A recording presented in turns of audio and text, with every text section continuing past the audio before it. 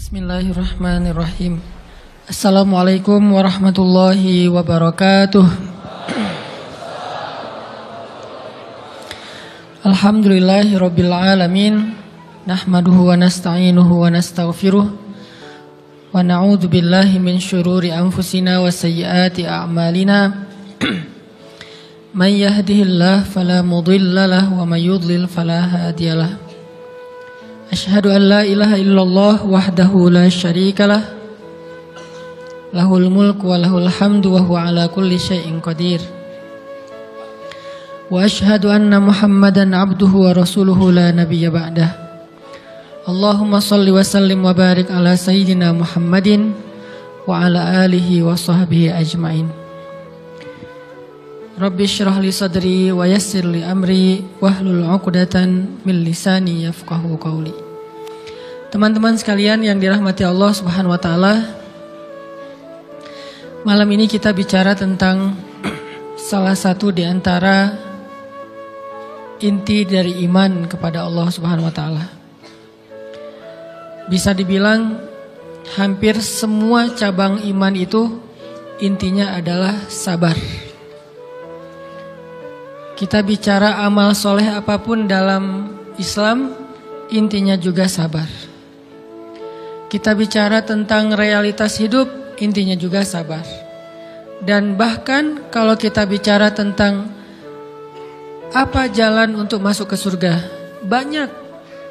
Bisa dengan ibadah, bisa dengan akhlak, bisa dengan ritual, bisa dengan moral, bisa dengan banyak cara untuk masuk ke surga, tapi semua cara itu intinya sama, sabar. Makanya ketika para ulama membahas bab sabar, maka mereka mengatakan bab sabar ini seperti saudara kembarnya bab iman, bab ikhlas. Ikhlas, sabar. Ini dua saudara kembar. Sehingga kalau kita bicara tentang Islam, kita pasti bicara tentang dua hal ini. Pertama ikhlas, kemudian sabar. Ikhlas dan sabar ini nanti menjadi modal kita untuk istiqomah sampai akhir hayat kita. Maka pada malam ini kita akan ngomongin tentang masalah sabar. Walaupun ini bukan tema baru, bukan materi yang saya pikir baru pertama kita dengar, tapi saya yakin semua kita tetap harus belajar tentang sabar. Karena walaupun 1000 kali kita dengar tentang bab sabar, toh pada kenyataannya kita kadang kalau mau jujur kepada diri kita sendiri, kayaknya kita belum menjadi orang yang penyabar. Syarat menjadi orang yang penyabar bukan sering mendengar wawasan tentang sabar. Baru disebut orang yang penyabar bukan gara-gara dia tahu ayat dan hadis-hadis sabar. Orang yang penyabar itu adalah orang yang sering ngalamin ujian dan dia bisa lewatin ujian-ujian itu, baru disebut penyabar. Walaupun kadang dia nggak tahu ayatnya, walaupun dia nggak hafal hadisnya, walaupun dia nggak tahu wawasan dan ceramah dengan materi tentang sabar, tapi bisa jadi dia lebih penyabar daripada kita yang duduk dalam majelis ilmu tentang bab sabar. Makanya kita butuh terus untuk belajar sabar, di-refresh lagi dengan kajian-kajian kayak gini. Mudah-mudahan dengan sifat sabar kita akan mendapatkan banyak kebaikan dari Allah Subhanahu wa taala.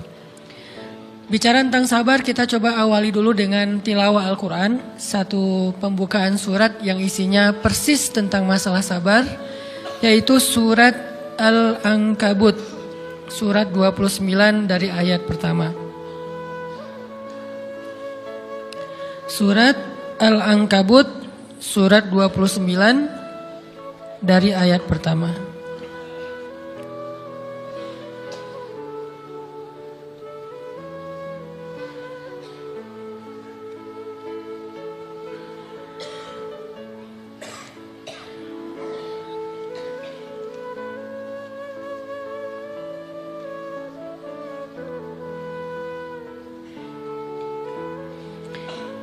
A'udzu billahi minasy syaithanir rajim. Silakan.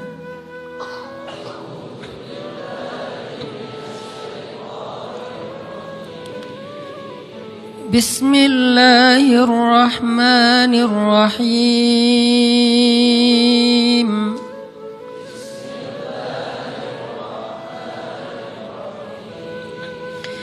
Alif Lam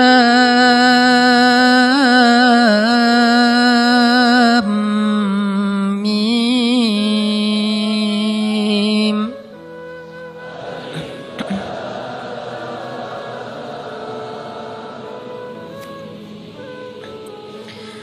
Ahasiban nasu an yutraku an yaqulu amanna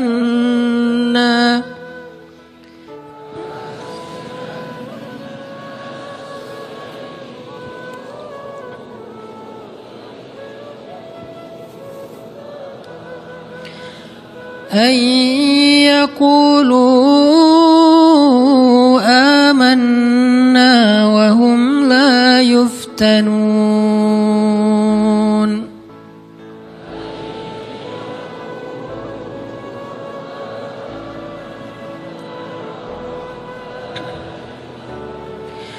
وَلَقَدْ فَتَنَّا الَّذِينَ مِنْ قَبْلِهِمْ فَلَيَعْلَمَنَّ اللَّهُ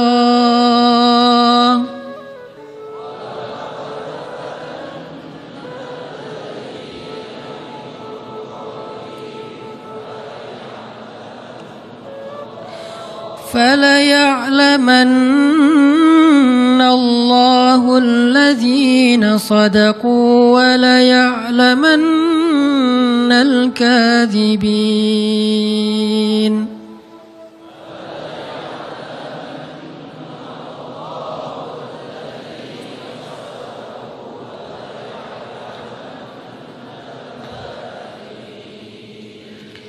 Alif Lam Mim. Apakah manusia mengira akan dibiarkan saja mengatakan kami telah beriman, sedangkan mereka tidak diuji? Dan sungguh kami benar-benar pernah menguji orang-orang sebelum mereka, sehingga Allah Subhanahu wa Ta'ala memperlihatkan siapa orang-orang yang benar keimanannya, dan Allah memperlihatkan juga siapa orang-orang yang pendusta. Terus kita loncat ke ayat 10 surat yang sama. Bismillahirrahmanirrahim.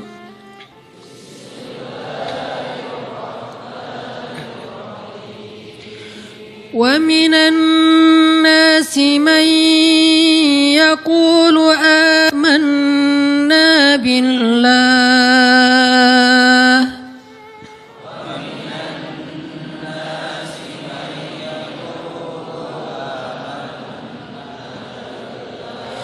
فَإِذَا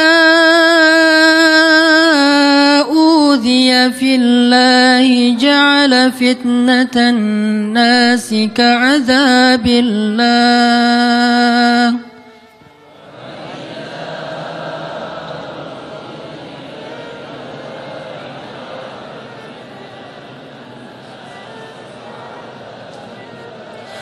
وَلَئِنْ جَاءَ نَصْرٌ مِّن رَّبِّكَ لَيَقُولُنَّ إِنَّا كُنَّا مَعَكُمْ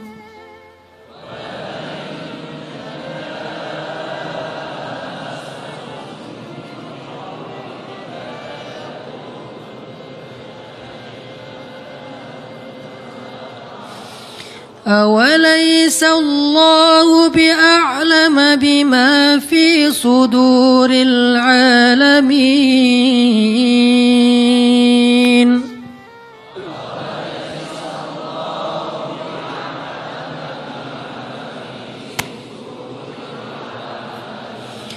وَلَيَعْلَمَنَّ اللَّهُ الَّذِينَ آمَنُوا وَلَيَعْلَمَنَّ الْمُنَافِقِينَ.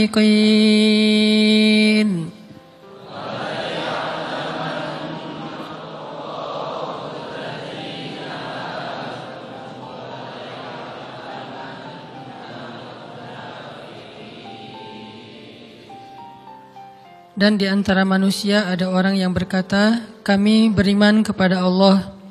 Namun apabila ia diuji di sisi Allah, ia menganggap ujian manusia itu sebagai azab dari Allah. Dan sungguh jika datang pertolongan dari Tuhanmu, mereka pasti akan berkata, sesungguhnya kami ikut bersama kalian. Bukankah Allah lebih mengetahui apa yang ada di dalam dada setiap manusia? Dan sesungguhnya Allah benar-benar mengetahui orang-orang yang beriman, dan sesungguhnya Dia mengetahui orang-orang yang munafik. Shadaqallahul azim. Teman-teman yang dirahmati Allah Subhanahu wa taala, di ayat kedua surat Al-Ankabut, Allah menyampaikan sebuah sindiran. Allah nyindir dengan bahasa, emangnya manusia fikir Allah akan biarin aja mereka mengatakan kami telah beriman, sementara mereka tidak diuji. Ini Allah lagi menyindir orang-orang yang selama ini berputus asa setelah beriman, berputus asa setelah berhijrah, berputus asa dan mengeluh setelah bertaubat. Allah lagi nyindir mereka nih. Seolah-olah Allah bilang, kenapa setelah kalian beriman malah kalian masih berkeluh kesah? Kenapa kalian setelah bertaubat malah menjadi ragu kepada Allah? Kenapa kalian setelah berhijrah malah jadi labil? Bukankah harusnya setelah kalian menyatakan kami taubat, kami hijrah, kami beriman, harusnya iman kalian makin mantap? Dan bukti bahwa iman kalian mantap apa? Bahwa ketika kalian diuji, kalian sama sekali tidak goyah. Jadi Allah Subhanahu wa taala seolah-olah mengatakan bahwa ujian adalah tabiat iman. Bahwa ujian adalah tabiat iman. Bisa diuji dengan ujian yang kita tidak suka, bisa juga diuji sebaliknya dengan ujian yang kita suka. Bisa diuji dengan ujian yang sifatnya fisik, bisa diuji dengan ujian yang sifatnya harta, bisa juga diuji yang lebih berat lagi dengan ujian yang sifatnya perasaan. Yang jelas, semuanya diuji.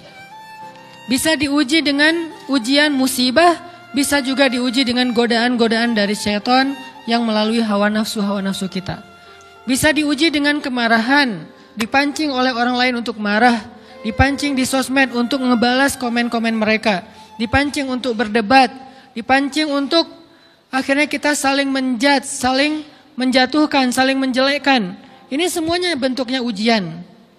Makanya Allah Subhanahu wa taala mengatakan di pembukaan surat Al-Ankabut, kalau ujian itu adalah tabiat iman.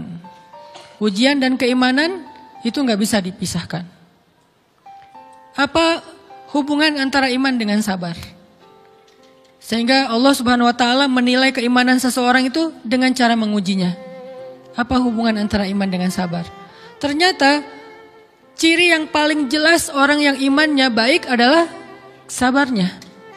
Makin baik imannya, harusnya makin kuat kesabarannya. Jadi orang yang paling beriman itu tidak dilihat dari wawasan agamanya. Itu lebih kepada orang yang berwawasan luas, yang ilmunya banyak. Tapi belum tentu orang yang wawasannya luas adalah orang yang paling baik imannya, belum tentu. Bukankah iblis itu wawasannya luas? Dia mengerti banyak hal yang bahkan kita gak ngerti. Iblis ngerti tentang dunia di langit. Iblis mengerti tentang alam yang ada di surga, alam yang ada di akhirat. Iblis tahu, bahkan udah masuk surga. Jadi ilmu iblis lebih banyak daripada kita sekarang. Tapi kenapa iblis malah tidak sebanding antara ilmunya, wawasannya dengan ketakwaan dan kesolehannya? Karena iblis tidak sabar dengan sebuah ujian. Ujian iblis apa? Eksis. Itu ujiannya iblis. Dia udah lama eksis, followersnya banyak. Setiap dia posting, orang berlomba-lomba jadi first like. Setiap dia posting, di repost rame-rame. Di YouTube viral. Channelnya tuh paling banyak subscribersnya. Iblis. Coba cari nanti di YouTube iblis. Ada nggak channel? Itu udah viral banget loh, eksis banget. Tiba-tiba datang pendatang baru. Muncul pendatang baru. Pendatang baru ini tiba-tiba melejit. Followersnya langsung nambah, kejar-kejaran akhirnya disalib. Pas lagi kayak gitu dia nggak kuat dengan ujian nama besar, ujian eksistensi, ujian popularitas, ujian siapa yang lebih dihargai, ujian-ujian kayak gitu. Sama kayak kita kadang-kadang ngerasa udah banyak jasa dalam sebuah organisasi, udah banyak jasa dalam sebuah komunitas, udah banyak jasa dalam sebuah lingkungan, masjid, sekolah, organisasi, teman-teman. Kita yang paling sering berkorban. Tapi ternyata yang eksis, yang masuk media, yang masuk TV justru orang lain. Itu kan ujian ya. Nah ini nih yang kadang-kadang ujian namanya zulzilu, diguncang perasaannya. Bukan diuji dengan fisik, kadang-kadang ujian sakit, capek, lelah, buat kita bisa kita lalui tuh dalam sebuah organisasi nih. Kita lagi bikin kegiatan sosial, baksos. Di sekolah, dengan OSIS-nya, dengan ROHIS-nya, di kampus, dengan BEM-nya, dengan LDK-nya, kita bikin acara baksos. Kan effortnya lumayan ya. Kita begadang untuk meeting, kita survei lapangan, kita kerja malah tidur sehari cuma 1,5 jam, 2 jam. Fisik kita lelah, fisik kita capek, kadang sampai sakit.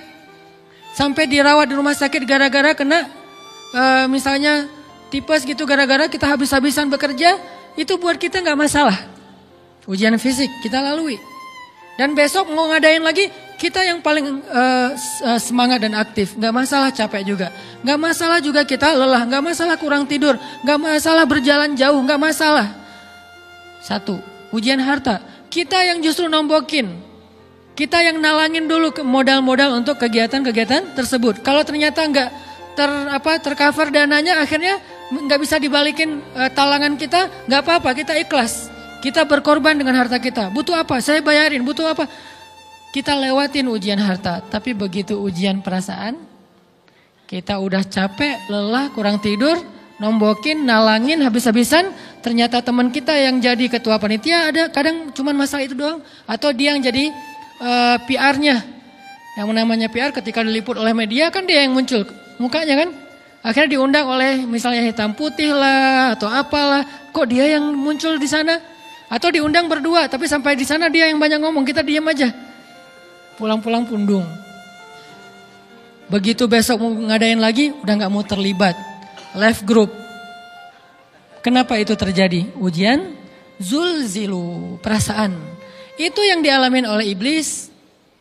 Iblis rela banget disuruh beribadah, sujud beribu-ribu tahun, kuat iblis. Kalau kita mungkin jidatnya hitam, kalau iblis mungkin udah kepala-kepalanya hitam, saking rajinnya sujud. Wah, ibadahnya udah ribuan tahun. Iblis disuruh berkorban dengan harta yang dia miliki, dia kasih aja semuanya. Tapi kalau disuruh dia ngalah dari Adam untuk memimpin alamin, menjadi khalifatullahi fil ard, menjadi pemimpin wakilnya Allah di muka bumi, buat iblis ini berat. Kenapa dia? Ana khairum min, saya lebih baik daripada dia. Saya lebih senior daripada dia. Saya lebih sehat daripada dia. Saya lebih keren daripada dia. Saya lebih. Ujian emosional, ujian ego, ujian perasaan. Itu yang lebih berat buat kita. Kadang sakit dan dirugiin orang lain, teman segala macam kita masih oke lah. Selama ini asal kita ngumpul selalu gua yang bayarin, oke deh, nggak usah dibahas. Baru dibahas nanti pas sakit hati. Kalau belum sakit hati kan nggak dibahas kan? Nggak apa-apa deh, kita terus yang bayarin, kita traktirin ngopi apa segala macam. Nggak pernah dibahas. Kebersit sih di benak kita, cuman nggak mau dibahas. Kenapa? Udahlah biarin aja, easy going. Kemudian kayak kita yang capek harus rempong sana kemari segala macam. Selalu acaranya di rumah kita, akhirnya kita yang bayarin, kita yang rempong, nyiapin segala macam, bebersih sendiri. Tapi begitu ada yang nyakitin perasaan kita sedikit aja, semua itu balik lagi. Dari dulu ya. Nah, keluar kan? Kenapa? Dipancing oleh ujian perasaan. Jadi ternyata yang paling berat itu adalah zulzilu, diguncang perasaannya. Kita kadang-kadang habis-habisan buat seseorang, nggak masalah. Hujan-hujanan dia yang pakai jas hujan, kita nggak pakai apa-apa, nggak apa-apa. Sakit-sakitan juga, dikerok dan segala macam, biarin aja. Kalau perlu misalnya kalau bannya lagi kempes, dia naik Grab, kita dorong-dorong motor terus cari tempat segala macam sampai tengah malam. Nggak apa-apa deh buat dia. Apa sih yang nggak buat kamu? Begitu dia selingkuh, keluar semuanya. Mulai list report keuangan. Wah dulu sekian, sampai uang receh-receh juga dihitung kan ya. Kenapa bisa kayak gitu? Perasaan kan? Nah ini nih yang kita coba belajar. Mungkin malam ini kita lebih banyak membahas tentang sabar terhadap ujian perasaan. Karena banyak macam-macam ujian. Nah gimana kita memanage perasaan kita, gimana cara kita merecovery perasaan kita dengan bab sabar. InsyaAllah nanti akan kita lanjutkan setelah selesai sholat isya. Barakallah. Bismillahirrahmanirrahim. Teman-teman yang dirahmati Allah Subhanahu wa taala, kita lanjutkan tentang masalah sabar. Terutama sabar zulzilu, ketika kita diuji dengan ujian ego, marah, perasaan, sakit hati, yang kayak gitu-gitu. Ini ujian jauh lebih berat daripada ujian fisik dan ujian harta. Termasuk rasa cinta, rasa benci, kadang itu menjadi ujian. Kenapa ujian bikin kita jadi tidak lagi logis, nggak realistis, dan kadang-kadang mengabaikan hal-hal nilai-nilai yang kita selama ini pegang sebagai satu kebenaran. Kita ngabaikan batasan-batasan syariat. Ini semuanya ujian dari Allah Subhanahu wa taala. Sehingga tidak disebut orang yang beriman kecuali ketika Allah Subhanahu wa taala melihat dia sabar dalam ujian. Kalau dia nggak sabar dalam ujian, malah di dalam pembukaan surat Al-Ankabut tadi Allah menggolongkan mereka termasuk orang-orang yang munafik. Apa arti yang orang munafik? Orang yang mengaku beriman tapi sebetulnya dia tidak beriman. Apa salah satu buktinya? Dia tidak sabar.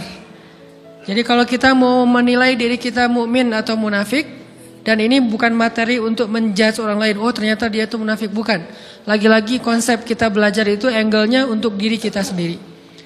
Saya sangat tidak merekomendasikan kita belajar untuk mendapatkan kaca pembesar, mencari-cari kesalahan saudara kita.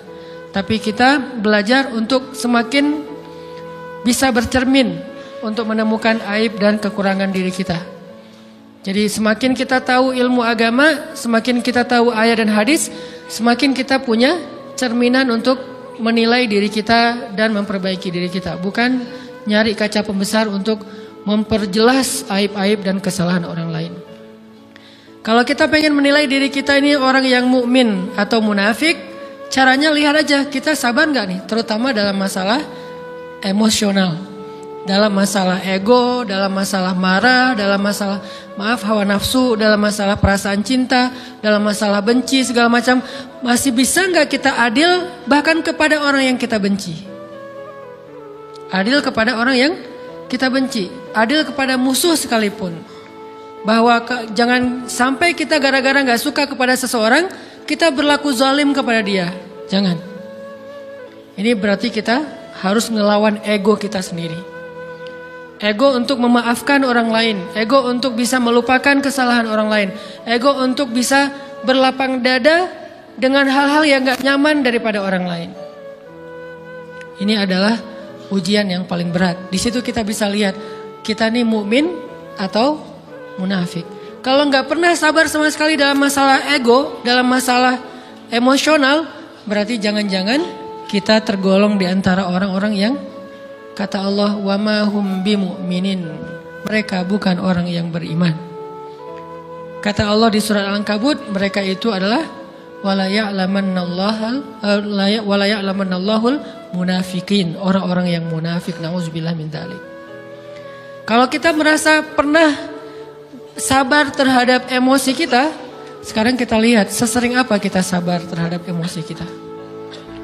Maka derajat seorang mukmin tergantung tingkat kesabarannya. Ada yang orang sabar hanya kalau disakiti dengan satu kata. Ada yang sabar dengan satu kalimat. Ada yang sabar dengan satu paragraf. Ada yang sabar dibully rame-rame juga dia sabar. Berarti lahum darajatun inda rabbihim. Orang beriman juga bertingkat-tingkat. Dan tingkatan itu tergantung tingkat kesabaran kita dalam menghadapi ujian, salah satunya ujian emosional kita, perasaan kita. Sehingga teman-teman yang dirahmati Allah SWT, salah satu program kita untuk terus mengembangkan diri, program untuk tumbuh, program untuk memperbaiki diri kita di hadapan Allah itu adalah coba kita program dalam sehari aja, terus kita nilai berapa kali kita berhasil ngelewatin ujian emosional. Bukan cuma marah, termasuk cinta, benci, tersinggung, sakit hati, kayak gitu-gitu. Berapa kali kita bisa berhasil melewati itu dalam sehari. Gak usah seminggu, sehari aja. Di jalan, sama temen, di grup WA, di IG, di Twitter, di mana gitu. Coba kita lihat berapa kali kita bisa menahan diri kita dan bersabar.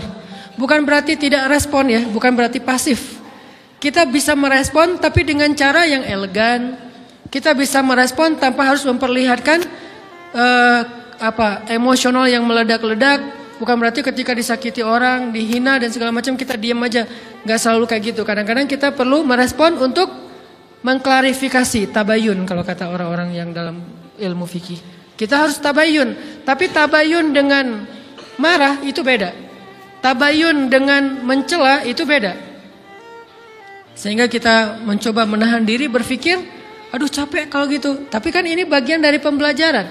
Makin terbiasa kayak gitu, terbiasa elegan, maka otomatis jadi nggak terlalu repot lagi. Kan awal-awal bersikap pengen yang bijaksana, yang elegan, yang dewasa, itu kan kadang-kadang harus diusahain ya.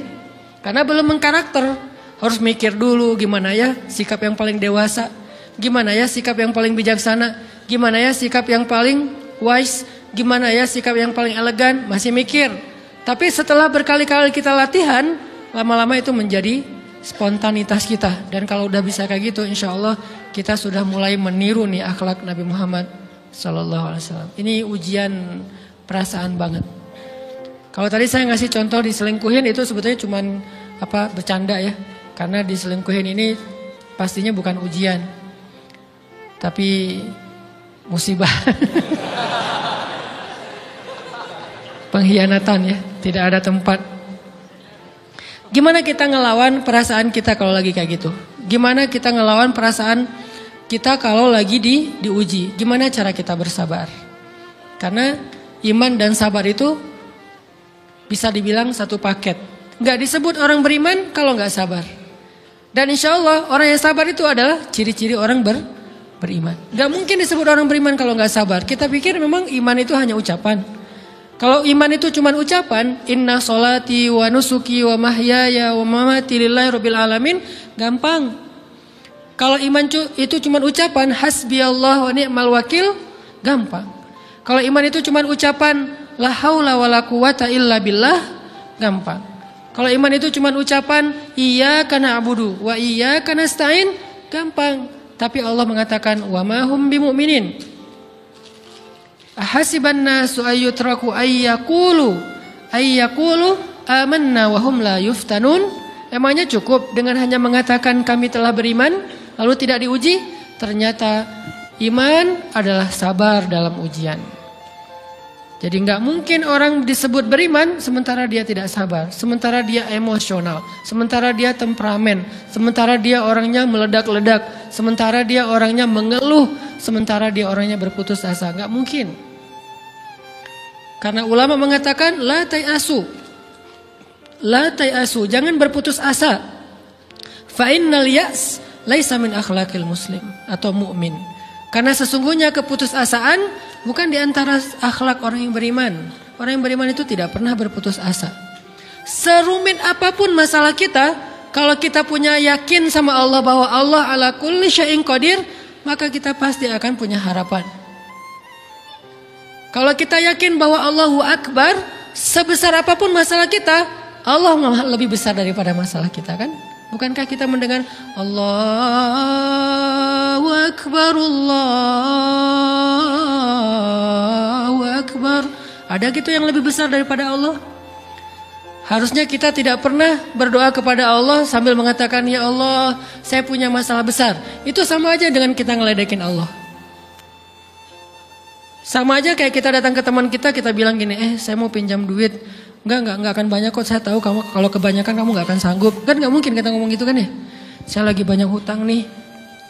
Saya mau minta tolong sama kamu. Insya Allah saya nggak akan minta seutuhnya. Saya tahu kamu juga kurang duitnya. Saya minta dikit-dikit aja lah. Kan nggak gitu kan cara kita minta tolong. Sama aja kita doa, ya Allah saya punya masalah besar. Ngomong ke Allah punya masalah besar. Kalau kita ngomong ke manusia kayak gitu wajar. Tapi ke Allah, ya Allah saya punya masalah kecil nih. Apa? Ada hutang sedikit. Berapa? 100 M. Allah kan ghaniyun, maha kaya. Jadi jangan pernah mengatakan 100 M itu besar di hadapan Allah. Kita ngeremehin Allah banget. Bukankah Allah maha kaya? Jangan pernah mengatakan bahwa musibah kita, ditinggalkan orang yang kita cintai, dibully seluruh dunia, itu besar di hadapan Allah. Bukankah Allah cukup buat kamu, kata kamu? Inna sholati wa nusuki wa mahyaya hasbiyallahu ni'mal wakil. Jadi Allahu Akbar. Sehingga kalau kita berdoa, ya Allah saya punya sedikit masalah. Bukankah Umar pernah mengatakan, ya nafsi, idza daqat alaikid dunya, fala taquli ya rabbi indi hammun kabir, faquli ya hammun indi rabbun kabir. Wahai jiwaku, kalau kamu merasakan kesempitan, kegalauan, bingung, sakit, jangan pernah kamu mengatakan ya Rabbi saya punya masalah besar. Tapi katakanlah, wahai masalah, saya punya Rabb yang maha besar. Iman dan harapan, berharap itu nggak bisa dipisahkan. Iman dan sabar itu nggak bisa dipisahkan. Iman dan berserah diri atau menyerahkan urusannya, tawakul atau kita nyebutnya tawakal, nggak bisa dipisahkan. Bagaimana kita mau menyebut diri kita mukmin sementara kita nggak sabar ketika diuji dengan perasaan? Alhamdulillah kalau kita selama ini masih bersabar dengan ujian fisik. Ujian fisik yang setiap hari kita alamin apa? Lelah, capek, pulang kerja, pulang sekolah, pulang dari kampus, ngaji. Capek kan? Belum lagi macet-macetan, belum mandi pula. Dari tadi pagi, dari semalam kurang tidur, dan segala macam. Lelah, capek, ngantuk. Kadang-kadang sampai drop kesehatan kita. Kita bisa lalui itu, nggak apa-apa, capek-capek juga. Yang penting saya pengen belajar. Jalan nih jauh-jauh, ada yang dari Sumedang, ada yang dari Lembang, ada yang dari Banjaran, dari mana-mana datang pengen ngaji. Jarak jauh nggak apa-apa, macet nggak apa-apa, lelah nggak apa-apa, habis duit nggak masalah. Tapi sampai di sini kesenggol dikit aja sama teman kita, dalam ucapan mungkin, dalam ekspresi kadang-kadang kita senyumin nggak dibalas senyum, atau mungkin hal-hal sepele. Itu bikin seolah-olah amal kita yang udah habis-habisan tadi jadi berkurang sampai habis pahalanya.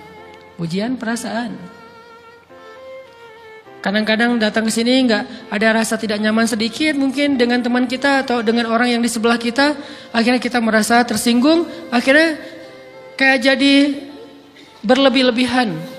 Di tangga, di pintu, pas keluar, di tempat wudhu, di mana. Hal sepele sebetulnya, tapi mengganggunya bukan fisik kita. Yang terganggu bukan harta kita, tapi yang terganggu perasaan kita nih, rasa nyaman kita yang terganggu. Seolah-olah hilang semuanya. Jadi gak berarti. Ini namanya ujian teman-teman. Mudah-mudahan kita bisa istiqomah dalam masalah perasaan ini. Pertanyaan sederhananya adalah gimana sih cara kita menghadapi itu? Saya juga lagi belajar, ini bukan kata saya ya, tapi saya coba merangkum dari beberapa hadis, dari beberapa ayat. Mudah-mudahan ini jadi semacam tips dari Allah, dari Rasul, cara kita supaya lebih sabar dalam menghadapi ujian, khususnya ujian perasaan. Pertama, saya mengambil dari hadis riwayat yang diriwayatkan dari Abu Hurairah, hadis hasan. Nabi SAW mengatakan, "Ma yazalul bala'u bil mu'mini wal mu'minati fi nafsihi wa waladihi wa malihi hatta yalqallaha ta'ala wa ma alaihi khati'ah." Tidaklah seseorang selesai diuji, baik dia laki-laki orang yang beriman atau perempuan yang beriman, baik itu ujiannya terjadi pada dirinya atau melalui anaknya atau melalui hartanya. Artinya ujian harta, ujian fisik, ujian perasaan, sampai dia bertemu dengan Allah dan dia tidak punya dosa. Apa maksud dari hadis ini? ujian itu tidak akan berakhir kecuali kalau dosa kita sudah habis. Allah akan menguji kita terus untuk membersihkan diri kita dari dosa. Sehingga yang harus kita coba bangun awareness dalam diri kita kalau lagi diuji, Allah pengen membersihkan dosa saya nih. Sehingga kita ridho dengan ujian, bukan ikhlas ya. Kalau ikhlas ibadah, kalau ujian ridho, rela. Saya ridho ya Allah, walaupun ini berat. Saya ridho ya Allah, walaupun saya berharap Engkau beri jalan keluar. Saya ridho ya Allah, walaupun saya berharap ditolong oleh Allah. Tapi tetap ridho diberikan ujian itu. Sambil berdoa diberikan jalan keluar, ditolong, diberikan keajaiban. Cuman gak mau mengeluh. Dan berdoa meminta jalan keluar bukan mengeluh, itu ibadah. Berdoa itu ibadah dalam Islam. Sehingga Allah suka banget sama hamba yang berdoa. Allah suka dengan hamba yang curhat. Nabi itu kalau lagi curhat, doanya aja bisa berjam-jam cuma doa doang tuh. Kayak hadis Aisyah pas lagi cemburu malam-malam kan. Aisyah lagi tidur, ini jatah malamnya Aisyah. Tiba-tiba dia nyari-nyari raba-raba, Nabi gak ada, dicari di kamar mandi gak ada. Biasanya Nabi sholat di sebelah Aisyah. Wah curiga nih, jangan-jangan ke rumah si fulan. Dicari ke rumahnya, ditelepon gak aktif, mungkin lagi dicas, datang ke rumahnya. Ketuk pintu. Hafsah, Nabi di rumah kamu enggak? Enggak Aisyah, beneran. Cari ke rumah Sofia. Sofia, Nabi di sini enggak? Enggak, beneran. Cari ke rumah Maria. Maria di sini enggak Nabi? Enggak. Kemana ya Nabi? Rumah istri-istri yang lain gak ada. Pas balik ke rumahnya, ngelewat masjid, ngelihat Nabi lagi sujud di Masjid Nabawi, di mihrab. Dan Aisyah mendengar Nabi menangis sambil berdoa. Dan sujudnya itu seperti membaca 1 juz Al-Quran. Dan itu isinya doa nangis. Robbi. Jadi kalau kita katakan gak usah banyak berdoa sama Allah, malu. Justru Allah suka kepada hamba yang berdoa. Justru sebaliknya, kalau kita jarang berdoa atau enggan berdoa, buat Allah itu orang sombong. Allah gak suka hamba kayak gitu. Kamu gak butuh saya, sama kayak kita lagi ada masalah, punya teman yang punya kelebihan harta, terus kita kayak bingung gitu nyari kesana kemari pinjaman, dia gak dikasih tahu. Pas dia tahu dari orang lain, dia ngomong apa? Kamu gak nganggap saya ya? Emangnya saya bukan teman kamu? Kok kamu punya masalah keuangan tapi saya gak dikasih tahu, malah saya tahunya dari orang lain? Tersinggung kan? Kalau teman kita aja tersinggung, apalagi Allah. Kamu punya masalah kok gak ngomong ke saya, wahai hambaku? Bukan berarti Allah gak tahu. Allah tahu, cuman Allah berhak, bukan ingin ya, berhak untuk dilibatkan. Allah berhak untuk dicurhatin. Allah berhak untuk dijadikan tempat kita untuk habis-habisan menangis dan melampiaskan masalah kita kepada Allah dalam bentuk curhat-curhat dan doa. Sehingga kalau kita berdoa, ya Rabbi, Allah langsung inni qarib, mendekat Allah kepada kita. Jadi teman-teman yang dirahmati Allah, kalau kita punya masalah, kita coba bangun awareness, oh Allah pengen membersihkan dosa-dosa saya nih. Terus kita berdoa, ya Allah bantu saya, ya Allah tolonglah saya, istighfar. Saya kadang-kadang ngerasa nih, kalau ada dosa, ada kesalahan, ada kekeliruan yang saya lakukan misalnya gitu, kalau saya nggak kuat istighfarnya, bentar lagi akan diuji sama Allah. Ujinya macam-macam, alhamdulillahnya ujiannya masih ketahan. Pasti diuji sama Allah. Kalau istighfarnya nggak kuat, taubatnya tuh nggak kuat, langsung diuji sama Allah. Dan saya langsung sadar, oh benar berarti yang tadi ini lagi dihapus sama Allah nih. Perkencang lagi, perkuat lagi istighfar. Kenapa? Karena kalau istighfar kita kuat, berarti kan dosa kita dihapus dengan istighfar ya. Otomatis ujian kita durasinya berkurang. Makin kuat istighfar, makin berkurang. Kalau istighfarnya udah mantap, udah selesai, Allah cabut tuh ujian kita. Diganti dengan kebaikan. Jadi teman-teman, kita coba sadari, oh kalau Allah menguji saya, emang saya banyak dosa. Sebelum kita mencari kambing hitam, nyalahin orang lain, sebelum kita marah kepada orang lain, kadang wajar kita marah kepada orang lain gara-gara ucapannya, komennya, teks dari dia, wajar. Tapi sebelum itu, marah dulu kepada diri kita atas dosa dan kesalahan kita yang baru saja kita lakukan. Atau yang dulu kita lakuin dan belum benar-benar kita tinggalkan. Kalau kita ngerasa banyak dosa di masa lalu sebelum kita taubat, hijrah, berarti mungkin itulah alasan kenapa sekarang kita diuji setelah hijrah. Kenapa agak-agak harus jungkir balik setelah kita hijrah. Kenapa harus sedikit berdarah-darah setelah kita hijrah. Anggap aja itu untuk mengkifarat, membersihkan dosa-dosa kita yang telah lalu. Supaya apa? Supaya kalau kita pulang kepada Allah, kita pulang dalam keadaan bersih. Dan itu pasti akan menjadi orang yang paling beruntung. Daripada nanti diberesin di akhirat, mending diberesin di dunia kan. Soalnya kalau diberesin di akhirat itu lebih berat. Akhirat itu perlakuannya beda dengan di dunia. Di dunia kalau kita salah akan dibalas oleh Allah. Kalau kita belum taubat, dibalas oleh Allah sama. Tapi di akhirat ukurannya beda. Sehingga heran ya, kalau ada orang yang merasa beruntung lolos dari hukuman dunia, dia pikir dia udah lolos dari hukuman Allah.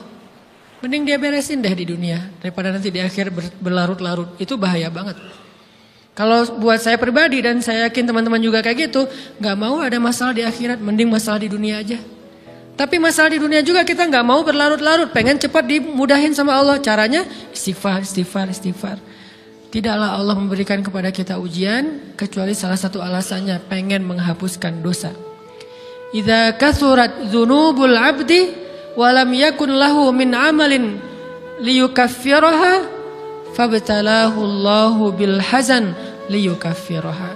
Kalau seorang hamba banyak dosa dan dia nggak cukup amal untuk mengkifarat dosa-dosanya, Allah akan menguji dia dengan rasa sedih, dengan rasa kecewa, dengan rasa berat, sakit hati untuk mengkifarat dosa-dosanya. Itu yang kita bangun. Sehingga kalau ada masalah sama orang lain, kita memperbaiki diri dulu. Bukan sibuk dengan kesalahan dia terus menerus yang gak mau kita maafin. Misalnya ada teman kita nih, jadi clash sama kita. Hal pertama yang kita bangun, astagfirullahaladzim saya banyak dosa nih. Tapi kan yang salah dia, ya. Tapi mungkin dia gak akan mengatakan kalimat itu, gak akan bersikap kayak gitu kalau kita gak punya dosa. Allah sengaja mengutus dia untuk menguji kita lewat kata-katanya, lewat perilakunya, karena kita punya dosa. Jadi penyebab pertama diuji itu bukan teman kita yang salah, itu penyebab kedua. Memang dia salah dan itu harus kita akui, realistis lah. Dia salah, dia nggak pas, dia nggak bijak, dia apa. Oke, tapi yang mentakdirkan dia salah kepada kita Allah Subhanahu Wa Taala. Kenapa Allah takdirkan gitu? Karena kita masih punya banyak dosa. Allah kirim kita ujian, bisa manusia, bisa alam, bisa dalam diri kita sendiri. Itu semuanya adalah cara Allah untuk menguji kita dan membersihkan dosa-dosa kita. Ini yang kita bangun pertama. Yang kedua, kata Nabi di dalam hadis Bukhari, "May yuridillahu bihi khairan." Yang terkenal kan yufaqihu fiddin, itu yang terkenal. Ternyata ada dua modelnya. Ada may yuridillahu bihi khairan yufaqihu fiddin. Siapa yang Allah pengen kasih dia kebaikan kebaikan, Allah akan buat dia mengerti halal dan haram. Itu berarti Allah sayang sama dia. Ini satu model hadis. Ada model yang kedua, mirip redaksinya. May yuridillahu bihi khairan yusib min. Hadis Bukhari. Siapa yang Allah pengen ngasih dia kebaikan, Allah uji. Hah? Kok gitu caranya? Ternyata kayak gitu rahasianya. May yuridillahu bihi khairan, siapa yang Allah pengen ngasih dia kebaikan, Allah kasih dia musibah atau ujian. Kenapa bisa seperti itu, Ustaz? Fa inna ma'al usri yusra, inna ma'al usri yusra. Seolah-olah Allah bilang di dalam ayat itu, kalau kalian mau dapat kemudahan, biasanya lewatnya kesusahan dulu. Kalau kalian pengen dapat keberuntungan, biasanya dapatnya kerugian dulu. Tapi keberuntungan dan kerugiannya pasti gak sebanding. Keberuntungannya jauh lebih besar daripada kerugiannya. Kerugian itu kayak modal doang, DP.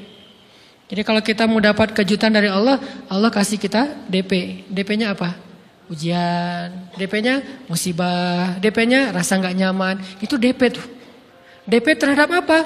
DP dari Allah terhadap hadiah-hadiah besar yang Allah pengen ngasih ke kita setelahnya. Cuman banyak orang yang menolak DP ini. Sama kayak kita misalnya. Kalau kita mau ngasih dia hadiah, kita kasih dia kayak kejutan dulu. Dia lagi ulang tahun nih, disiram air dulu. Setelah itu dikasih hadiah-hadiah yang mahal. Rela gak disiram air demi hadiah? Rela, udah siramin lagi aja. Kalau setelahnya ada hadiah. Yang kita gak rela, kalau setelah disiram disuruh bersih-bersih sendiri dan gak dikasih apa-apa, kan gak rela tuh. Berarti ini bab iman. Yakin gak kalau Allah tetap ngasih hadiah? Kan sabar dan iman itu ternyata tahu aman, kembar. Kalau kita yakin Allah ngasih hadiah setelah ngasih kita DP ujian, ya kita akan sabar. Gak apa-apa deh, bentar lagi mau dikasih hadiah, digini-giniin juga gak masalah. Dibully, diapain sama Allah, biarin aja. Ya Allah saya sabar, kan bentar lagi mau dikasih hadiah nih. Ini masalah yakin. Tapi kalau kita gak yakin, apa sih maunya Allah gitu kan? Begitu kalimat ini keluar, maka yang muncul setelahnya adalah mengeluh, berputus asa, dan gak akan sabar menghadapi ujian. Ujian, kata Nabi, may yuridillahu bihi khairan, siapa yang Allah pengen kasih hadiah, siapa yang Allah pengen kasih kejutan, siapa yang Allah pengen kasih pertolongan, siapa yang Allah pengen kasih kebaikan, yusib min, Allah akan uji dia dulu. Ini sunnatullah. Sehingga kalau kita lagi diuji, yang kita lihat jangan ujiannya, apa setelah itu. Gimana ngelihatnya Ustaz gak kelihatan? Dengan mata hati. Istafti qalbak, tanya kepada hatimu, kelihatan gak? Dengan mata hati. Gimana ngelihat dengan mata hati? Dengan iman, saya percaya Allah pasti ngasih kebaikan setelah ini. Orang Allah sendiri yang ngomong, gak ada satu huruf pun di Al-Quran yang salah. Apalagi satu ayat, apalagi dua ayat. Fa inna ma'al usri yusra, ditegesin lagi. Inna ma'al usri yusra. Tapi usr dulu, baru yusr. Dikasih kesusahan sedikit, dikasih kemudahan yang banyak. Dikasih kesusahan sedikit, dikasih kemudahan yang banyak. Ini yang kita coba bangun, tajdidul iman. Bangun memperbaharui yakin. Sehingga ketika kita diuji, sedih, wajar. Mengaduh sedikit, bukan mengeluh ya. Kalau mengeluh kan nyalahin Allah. Kalau ngaduh, yang namanya orang dicubit kan, itu ngaduh. Tapi kalau, apa sih maunya Allah? Nah itu ngeluh. Antara mengadu dengan mengeluh berbeda. Mengadu, itu manusiawi. Sedih, itu manusiawi. Air mata, bahkan bukan hanya manusiawi, itu rahmat dari Allah. Orang yang gak bisa menangis itu yang bahaya. Kalau kita masih bisa menangis, berarti kita masih peka hatinya. Bukankah anak kecil paling sering menangis? Berarti hatinya peka. Siapa lagi selain anak kecil yang paling sering menangis? Cewek. Cowok itu emang gak punya perasaan, makanya jarang nangis. Cewek dikit-dikit nangis, jangan bilang, cemen banget sih nangis, cengeng apa. Enggak, karena dia perasaannya lebih peka dari kita. Itulah kenapa Allah menitipkan bayi kepada perempuan. Kalau dititipin ke laki-laki hancur. Di balik kepekaan perempuan, di balik sensitifnya perempuan, di balik perasaannya yang luar biasa, di situ Allah Subhanahu wa taala menitipkan amanah, dia yang paling baik dalam merawat bayinya. Perempuan secara umum mungkin lebih banyak bicara daripada laki-laki ya. Walaupun ada orang yang perempuan pendiam banget, ada yang gak ngomong sama sekali, misalnya diem-diem aja, ada. Tapi secara umum perempuan lebih banyak berucap daripada laki-laki. Emangnya ini kekurangan? Bukan. Ini kelebihan. Kalau dia berikan itu dalam hal yang tepat. Apa yang tepat? Mendidik anak. Justru karena perempuan banyak ngomong, lebih baik dalam mendidik anak daripada laki-laki. Laki-laki itu kurang mendidik, kurang mengedukasi kepada anak dengan usia tertentu karena dia jarang memahamkan. Salah hanya marah, salah hanya ditegur. Kalau ibunya jelasin, gini sebelum tidur ibunya yang ceritain banyak cerita. Saya sendiri ngalamin sering mana seorang ayah sama ibu interaksi sama anak dalam bentuk verbal. Sering ibu. Jadi menangis itu rahmat dari Allah. Gak apa-apa, nangis saja. Dan itu tidak disebut mengeluh. Kamu kok nangis? Kan orang Islam harus sabar. Emangnya nangis dengan sabar itu bertolak belakang? Sabar tetap sabar. Ya nangis jalan aja terus nangis. Nangis pakai nangisnya nggak cuma nangis doang. Emotikonnya juga nangis, berderai-derai gitu. Sampai air matanya menggenang gitu kan ya. Boleh lah. Ditambah lagi dengan visual menangisnya. Posting bahwa dia lagi tertusuk duri. Dengan postingan kaktus atau apalah. Dia pengen share ke semua orang bahwa saya sedang sedih. Sehingga nanti ketika ada orang yang menghibur dia dengan sedikit kata-kata yang sabar ya segala macam. Wah makin berderai-derai. Itu belum jadi. Kecuali dia keluarkan kata-kata mengeluh. Baru dia disebut orang yang banyak mengeluh. Berputus asa. Kalau mengaduh wajar. Walaupun ada nabi udah diuji berat gak mau mengaduh. Apalagi ngeluh. Zakaria. Digergaji mengadu aja enggak. Kenapa? Karena kata malaikat kalau kamu mengaduh sedikit aja, maka Allah Subhanahu wa taala akan menghancurkan kaum ini. Dia kasihan kepada kaumnya enggak mau mengaduh. Satu-satunya orang yang kita tidak boleh mengaduh hanya orang tua. Atau itu mengeluh kalau untuk orang tua. Kalau yang lain nggak disebut mengeluh. Kalau ke teman, malas ah, nggak apa-apa. Jangan sering-sering tapi. Apaan sih? Ke teman boleh. Tapi ke orang tua, saja, itu bukan lagi mengadu, itu sudah mengeluh. Khusus untuk orang tua. Kalau di antara manusia. Kalau kepada Allah dan Rasul, pastinya lebih dari itu. Ketika kita diam saja, tidak langsung beranjak sami'na wa ata'na labbaik ya rabbi wa sa'daik, enggak memenuhi panggilan Allah, itu sudah disebut bagian dari kufur ingkar. Tapi minimal kita mungkin masih mengaduh, kita masih menangis, kita masih lelah, kita masih merasa lemah, setidaknya kita tidak mengeluh. Kenapa? Kita percaya Allah kalau mau ngasih hadiah kepada hambanya, DP-nya itu ujian.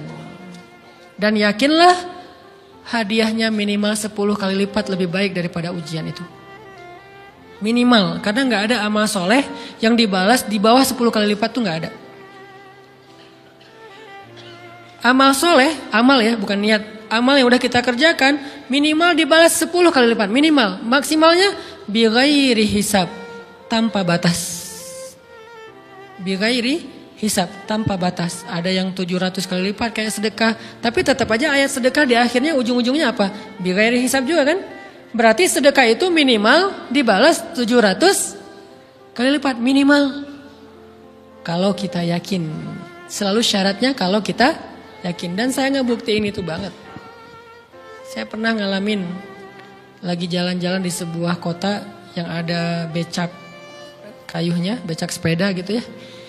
Jalan terus saya bilang, Pak berapa ongkosnya? 20.000. Udah naik aja 20.000. Karena kita keliling-keliling kota, ternyata saya jadi kasihan sama dia 20.000. Kasihan kan 20.000 dibayar keliling kota, walaupun pas mampir beberapa tempat mungkin dia dapat tips ya.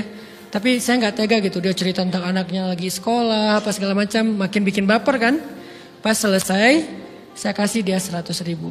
Dari 20.000 dikasih 100.000 karena kasihan. Dan saya yakin, nggak mungkin sedekah itu sia-sia. Kan Nabi bersumpah kan, demi zat yang jiwaku di dalam genggamannya, tidak berkurang harta karena sedekah. Demi Allah kata Nabi, nggak berkurang harta karena sedekah. Berkurang harta karena belanja, ya. Berkurang harta karena pacaran? Banget. Modal banget kan? Apalagi buat cowok. Tapi berkurang harta karena sedekah? Gak mungkin kata Nabi. Demi Allah gak berkurang harta karena sedekah. Berkurang harta karena istri? Enggak. Karena memberi kepada istri itu pahalanya lebih gede daripada sedekah. Makanya ngemodalin pacaran setelah nikah itu tumbuh berkah. Modal pacaran sebelum nikah itu hapes. Jadi kalau pengen modal nih, ngemodalin cewek, traktir, ngapa-ngapain, bayarin, jangan sebelum nikah. Sebelum nikah jadi orang pelit aja, nggak apa-apa. Tapi setelah nikah, jor-joran ngasih, apalagi yang, bayarin semuanya. Kenapa? Pahalanya lebih gede daripada sedekah. Bahkan lebih gede daripada infak fi sabilillah. Seorang suami memberi nafkah istri, itu pahalanya terkadang lebih besar daripada kita berinfak untuk fi sabilillah, untuk korban perang. Saya heran kalau ada orang sedekahnya rajin tapi ke istrinya kikir, aneh, berarti dia nggak ngerti konsep. Padahal memberi kepada istri itu selama itu kebutuhan pokok ya, dan sedikit entertain, nggak apa-apa asal nggak berlebihan, itu luar biasa. Makanya saya kalau jalan sama istri yang yang mana? Itu yang Onit suka. Oh ya, Onit suka. Kasih aja. Kenapa? Minta ini. Kasih. Selama ada kan kenapa nggak dikasih kan ya? Nanti Allah ganti. Makin rajin kita ngebayarin istri kita, ngebelanjain istri kita, makin Allah ngasih yang kita nggak pernah duga-duga. Sampai istri kita cemburu sama kita. Kok kamu duitnya banyak banget sih? Kan gara-gara aku sering ngasih ke kamu. Ya udah sini lain lagi. Mau ditransfer berapa gitu kan ya? Saya ngasih 100.000 ke si bapak. Dan saya yakin teman-teman sedekahnya pasti lebih dari itu karena 100.000 saya sebut. Kalau 1 juta ke atas saya nggak mau nyebut, malu dong, ria ya.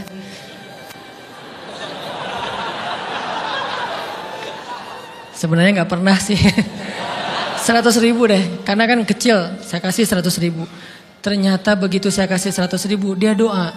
Nah ini nih pentingnya sedekah ke orang yang membutuhkan tapi nggak minta-minta. Dia tulus. Dia langsung doa, ya Allah Pak, mudah-mudahan rezekinya lancar, berkah, bertambah dan segala macam, bahagia keluarganya. Doa-doa ini semuanya dikabulkan dalam hitungan hari. Pertama, bertambah bahagia rumah tangganya, dapat kecupan dari istri. Dia nganggap suami saya cowok banget sih, mulai satu nih. Dua, demi Allah, selang 15 jam kalau nggak salah, karena waktu itu malam, besok paginya ada orang yang ngejar-ngejar saya pengen ngasih hadiah. Ustadz, saya pengen ketemu Ustadz. Maaf, saya nggak bisa ketemu sekarang, lagi rush, lagi tight schedule, gitu-gitulah, sosok gaya nggak jelas gitu ya. Terus Ustadz, saya pengen banget ketemu. Dia nggak ngomong pengen ketemu apa. Kalau dia bilang mau ngasih duit kan langsung saya prioritaskan kan ya. Berhubung dia nggak ngomong, ya udahlah, saya sosok jual mahal gitu. Tapi yang namanya rezeki kan gimana kita tolak, dia datang kan. Saya nolak. Pokoknya sebentar aja, 5 menit nggak akan ganggu waktu Ustadz. Ya udah besok pagi ya pas breakfast gitu. Pakai gaya-gaya dikit breakfast. Pas breakfast, oh ya siap Ustaz, jam berapa? Jam 8, udah janjian jam 8. Mungkin orangnya nih dengar live streaming, Pak jazakumullah khair jaza. Makasih banyak, mudah-mudahan Allah tambahkan rezekinya.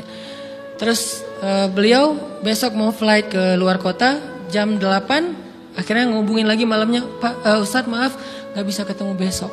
Karena saya jam 8 itu jadwal terbang. Oh ya udah gak apa-apa, seneng dong saya gak jadi ketemu kan. Tahu gitu kan nyesel saya tuh, seneng.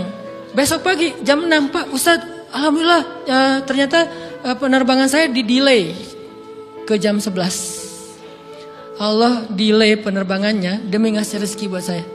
Kan luar biasa kan? Nah, ini hikmah kepedean saya, kegeeran kepada Allah gitu. Di-delay demi saya. Kan kadang-kadang GR ya di depan Allah ya. Robbi akroman kan gitu ayatnya. Allah memuliakan saya dengan istighfar tetap. Akhirnya saya bisa ketemu Ustadz.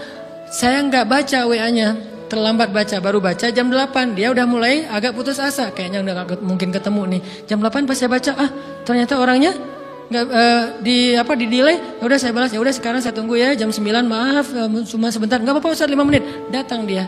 Datang ngasih apa coba? Ngasih duit 200 juta. Demi Allah.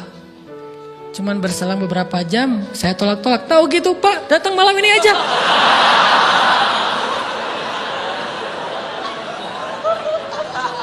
Harusnya malam itu juga saya cari orangnya. Kalau perlu saya nyamperin Bapak. Sherlock, saya kejar.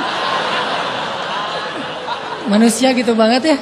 Tapi Masya Allah di situ saya jadi tahu, oh doa orang itu lebih akurat, lebih mantap, lebih diijabah daripada doa saya. Mungkin bukan karena sedekah, tapi karena doa setelah sedekah. Ya Allah dan segala macam dimudahkan sama Allah. Itu luar biasa loh. Saya nggak percaya. Saya pikir main-main. Orang nih iseng kayaknya pengen ketemu doang, pengen selfie. Ternyata pas saya cek, ditransfer, di capture, Ustadz udah ditransfer. Saya, jangan-jangan nih jebakan Batman gitu ya. Nyari-nyari sana segala macam. Alhamdulillah ternyata emang niat baiknya pengen, alhamdulillah saya terkesan, saya dapat hidayah lewat Ustadz segala macam. Sekarang saya pengen membalas jasa Ustadz walaupun kecil 200 juta. Untung saya nggak kaget dan kemudian pingsan. Pak 200 juta, stroke kan ya, bahaya. Lebih mahal dari 200 juta. Ini keajaiban ya teman-teman. Jadi kita tuh, saya kan sering bilang keajaiban itu terjadi tergantung tingkat iman. Bukan saya udah soleh banget, enggak. Saya belajar terus untuk yakin deh sama Allah. Modal kita tuh kan gini sebetulnya kan. Duit kita tuh banyak loh teman-teman. Cuman gak disimpan di bank, gak disimpan di saku, disimpannya di sisi Allah. Bedanya apa sih? Kenapa kita kalau disimpan di bank tenang? Saya lagi punya duit banyak dari 100 juta. Di mana? Di bank, aman. Kenapa kalau disimpan di saku aman, tenang? Kenapa kalau disimpan di Allah nggak tenang? Kenapa kalau disimpan di Allah kita bilang nggak punya duit? Ini kan nggak fair sama Allah. Nggak punya duit nih. Siapa bilang nggak punya duit? Kan ada Allah. Tinggal minta sama Allah. Tapi nggak ada wujudnya. Tapi kan ada janjinya. Bukankah janji Allah lebih kuat daripada wujud? Bukankah iman harusnya lebih mantap daripada sesuatu yang konkret yang kita lihat? Ada duitnya di sisi Allah. Kenapa nggak dikasih? Karena kita belum butuh. Kalau kita yakin duit kita itu ada di Allah, tapi dikasihnya pas kita butuh. Begitu butuh ya Allah, langsung dikasih sama Allah. Itu banget benar-benar terjadi dalam kehidupan kita. Pasti kayak gitu. Tingkat tergantung kita yakin apa enggak. Nih, kalau Allah bilang, "May yuridillahu bihi khairan", Allah kalau pengen ngasih hadiah kepada seorang hamba, Allah kalau pengen ngasih kejutan kepada seorang hamba, yusib. Allah kasih dia ujian sedikit aja. وَلَنَبْلُوَنَّكُمْ بِشَيْءٍ sedikit بِشَيْءٍ مِنَ الْخَوْفِ وَالْجُوعِ وَنَقْصٍ مِنَ الْأَمْوَالِ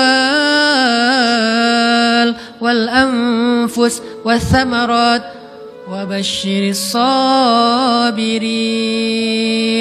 Kami uji sedikit aja dengan rasa lapar, dengan rasa takut, dengan sedikit kekurangan ini dan itu, sedikit. Tapi wa basyiris sabirin, sampaikan kejutan kepada orang yang bersabar.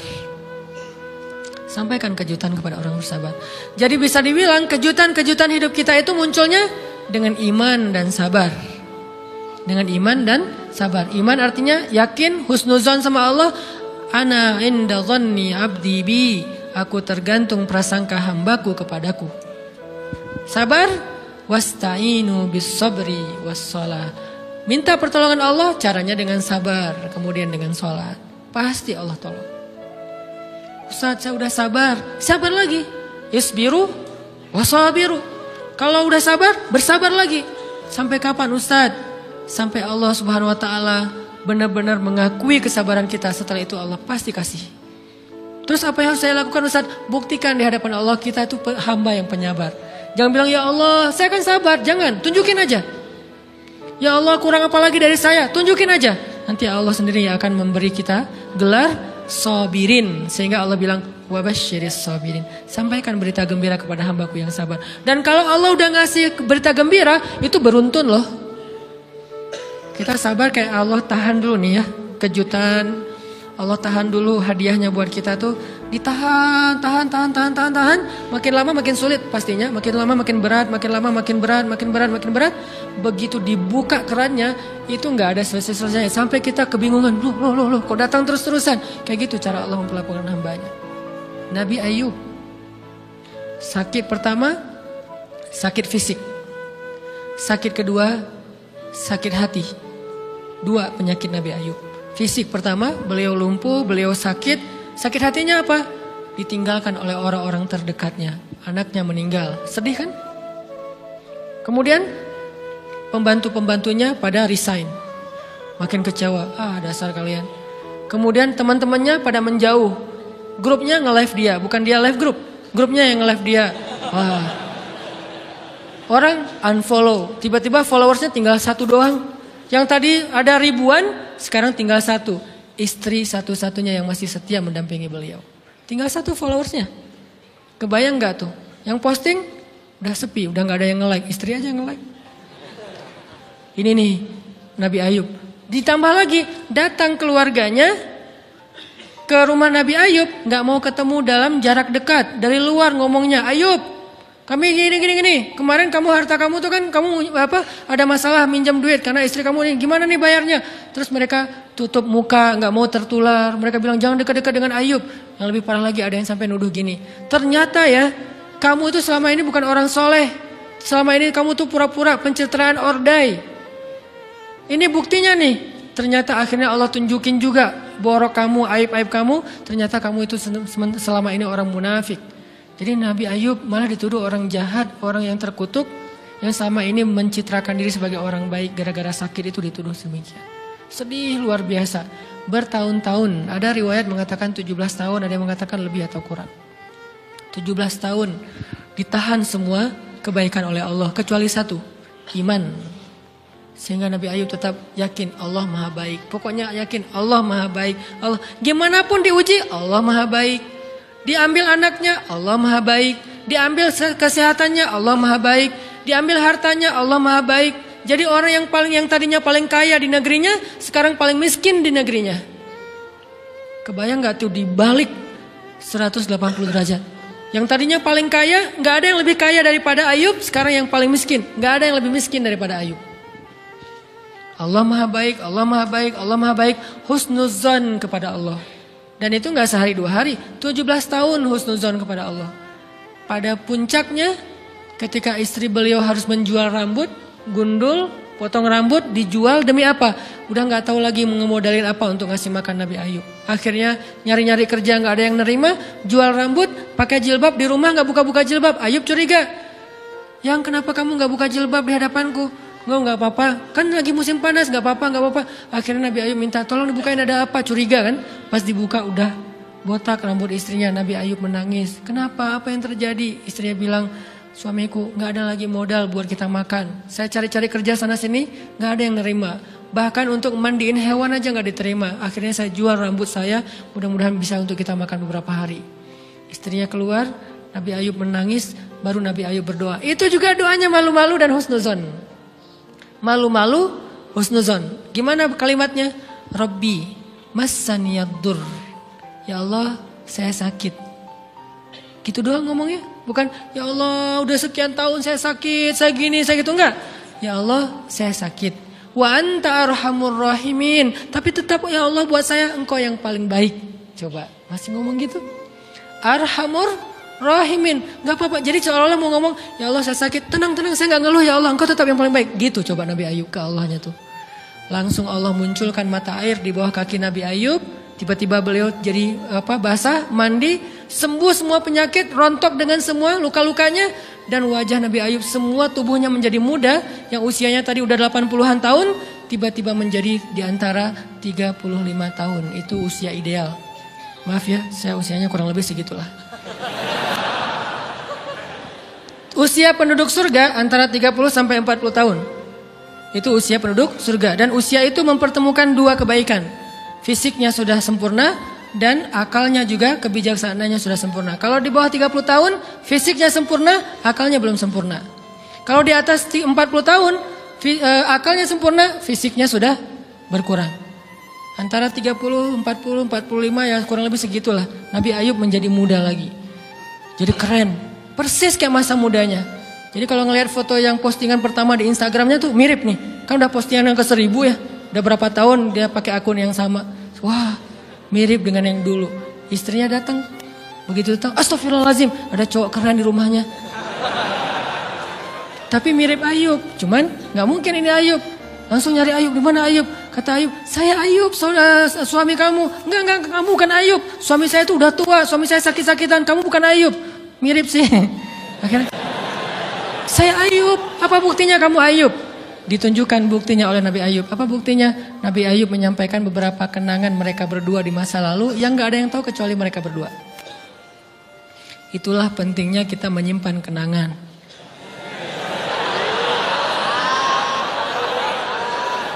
Kalau ada masalah gitu kan, nauzubillah harus operasi wajahnya. Kamu bukan suami saya. Ada buktinya apa? Ada satu hal yang cuma kita berdua yang tahu.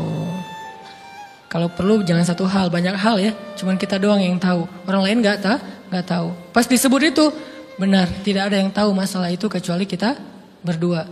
Akhirnya dipeluk Nabi Ayub ngajak istrinya untuk mandi di mata air yang sama. Istrinya mandi langsung muda lagi. Setelah itu Allah SWT beri mereka harta yang sangat banyak. Lihat kalau Allah udah buka, pertama fisiknya disempurnakan lagi. Kemudian Allah turunkan air hujan. Diturunkan hujan bukan air. Hujannya dinar dan dirham. Di belakang rumah Nabi Ayub itu ada tempat penampungan gandum gitu kan. Ada 2 tempat penampungan. Turun hujan pertama dinar. Sampai penuh penampungan gandum dengan dinar, koin-koin dinar yang 1 dinar mungkin harganya sampai 3 juta. Turun banyak. Kemudian turunnya lagi dirham. Penuh. Turun lagi di atas atap-atap beliau sampai rumah Nabi Ayub dipenuhi dengan dinar dan dirham. Ini apa? Nabi Ayub kaget. Setelah itu istrinya hamil. Setiap tahun ngelahirin 13 anak Nabi Ayub yang sudah Allah wafatkan. Lahir setahun satu. Wajahnya, karakternya, namanya semua persis seperti yang sudah Allah ambil. Seolah-olah mereka belum meninggal tapi mereka hanya pergi dan kembali lagi. Dibalikin semuanya. Dan Nabi Ayub lebih kaya berpuluh-puluh kali lipat daripada sebelum beliau sakit. Buah dari kesabaran. Artinya Allah kalau mau ngasih kebaikan yang berlipat ganda, yang luar biasa, yusib, Allah kasih dia ujian sedikit. Itu hadis Bukhari. May yuridillahu bihi khairan yusib min. Allah akan menguji dia. Dan yang terakhir yang kita coba bangun juga, ini saya yang lebih ke perasaan ya. Kalau amaliyahnya mungkin ustadz-ustadz lain mengajarkan amal riyadhah buat sabar segala macam. Ini lebih ke perasaan. Satu, kita yakin emang kita layak dikasih hukuman kayak gini, emang kita banyak dosa. Jangan terlalu besar kepala, saya nggak layak dihukum, saya nggak layak diperlakukan kayak gini. Kalau manusia ke kita wajar kita ngomong kayak gitu. Saya nggak layak diperlakukan kayak gini sama dia, oke. Tapi oleh Allah layak banget karena emang kita banyak dosa. Makanya kalau kita nggak kuat lama-lama digituin, banyak istighfar. Yang kedua, husnuzon, lebih keperasaan nih. Oh Allah pengen ngasih saya kejutan. Sabar, sabar, sabar. Sampai kapan? Sampai Allah benar-benar melihat kesabaran kita. Yang ketiga, nah ini juga lebih keperasaan. Allah itu kalau kangen kepada kita, ngasih kita ujian. Terutama kita yang kalau nggak dikasih ujian, jarang romantis sama Allah. Kalau udah dikasih ujian, Allah Akbarnya tuh bergetar gitu. Allahu Akbar. Kenapa banyak ujian? Tapi kalau lagi normal, sholat mah sebelah kaki, santai aja. Kalau perlu bersandar gitu ya. Sholatnya nggak wudhu, tayamum cepet-cepetan, biar gampang gitu. Kan tayamum juga boleh Ustaz, kayak gitu-gitu lah. Kenapa? Kalau lagi normal, doa, Rabbana atina fid dunya hasanah. Kalau misalnya baca dalam sholat, qul huwallahu ahad, itu juga dibagi 3 rakaat. Tapi kalau lagi diuji, Alif Lam Mim, Toha, Yasin, semua dibaca pembukaan surat. Khatam 30 juz teh. Kenapa? Lagi diuji. Sholat panjang, doa ya Allah, habis-habisan. Baru takbir udah nangis, Al-Fatihahnya nangis. Terus kalau ini baca Al-Quran, Bismillahirrahmanirrahim, khusyuk gitu. Tahajud, belum malam dia udah tahajud gitu. Tahajud, kirain udah saking semangatnya. Maksudnya apa? Belum malam dia udah tahajud. Dari sore udah kangen malam. Kapan ya malam, kapan ya tengah malam, kapan ya saya pengen tahajud, kangen dengan tahajud. Kan ada orang kayak gitu, saya kenal beberapa orang yang katanya hanya menunggu malam aja setiap hari. Setiap pagi, kapan ya malam. Pas malam bahagia tahajud, pagi lagi, kapan ya malam. Artinya belum malam udah tahajud, saking kangennya dengan tahajud. Rindu banget sama Allah, romantis banget dengan Allah. Khatam Al-Quran berkali-kali dalam seminggu. Begitu dia dikasih jalan keluar, menjauh sampai lupa sama Allah. Sehingga kalau Allah kangen sama dia, Allah kasih dia ujian dikit. Ta'ala ya abdi, kesini wahai hambaku, kesini. Biar kita berdua-duaan lagi nih. Kalau gak mau digituin, tetaplah dekat kepada Allah walaupun kehidupan kita dalam keadaan mudah. Tetaplah romantis sama Allah, tetaplah gampang tersentuh oleh ayat-ayat Allah walaupun hidup kita dalam keadaan normal. Mudah-mudahan 3 rahasia ini bisa menjadikan kita berhusnuzon dan terbangun awareness kita ketika kita lagi diuji. Terutama ujian-ujian yang spontan muncul dari kata-kata teman kita, dari sikap orang lain. Langsung ingat, oh saya mau ada dosa yang mau Allah hapus. Oh habis ini mau dikasih kejutan. Oh Allah lagi pengen dekat sama saya. 3 hal ini mudah-mudahan terus kita latih. Awarenessnya yang dilatih, bukan hadis-hadisnya yang dihafal. Mudah-mudahan ketika diuji spontan kita langsung sadar, langsung balik on the track. InsyaAllah Allah subhanahu wa ta'ala istiqomahkan kita fis sarra wa fit dharra, dalam keadaan suka maupun dalam keadaan duka.